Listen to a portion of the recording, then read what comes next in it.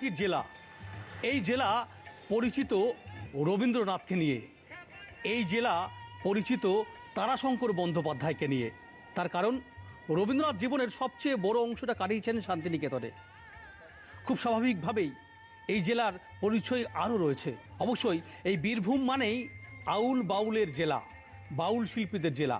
এবার সেই বাউল ফকিরদের নিয়েই বীরভূম জেলা প্রাথমিক বিদ্যালয়ের সংসদ সভাপতি অধ্যাপক প্রলয় নায়েক তিনি শান্তিনিকেতনের বোলপুরে একটি অভিনব বাউল ফকির 2026 উৎসব অনুষ্ঠিত করলেন। সেখানে বীরভূম জেলা সহ রাজ্যের বিভিন্ন জেলা থেকে আগত প্রায় 60 জন মতো বাউল ফকির যারা রয়েছেন তারা অংশগ্রহণ করেছিলেন। বাংলার যে ঐতিহ্য, বাংলার যে কৃষ্টি, বাংলার যে সংস্কৃতি, সেই পরম্পরাকে সামনে এগিয়ে নিয়ে যাওয়ার লক্ষ্যে আমাদের আজকের এই উৎসব। এখানে বাংলার প্রাচীন কথা, গ্রাম বাংলার মানুষের মনের কথা তুলে ধরা। এখনকার যে প্রজন্ম, নতুন প্রজন্ম, সেটা অনেকেই জানে না।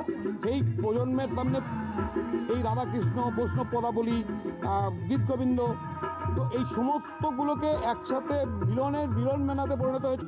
এখন যা অবস্থা তাতে উদ্যোগী তো কমে যাচ্ছে। তো উদ্যোগী এই অনুষ্ঠানটাকে ভালো বলবো এই কথা কি একবার আমাদের প্রাণের আহার, প্রাণের আরাম, প্রাণের সব কিছু সঙ্গীত, সেটা যারা আয়োজন করে তারা নিশ্চয়ই মহান। অসাধারণ, এসে মনের ভাবটাই পাল্টে গেল আমাদের। হ্যাঁ, মানে এত মন যে চঞ্চলতা যদি ছিল সব কেটে গেল।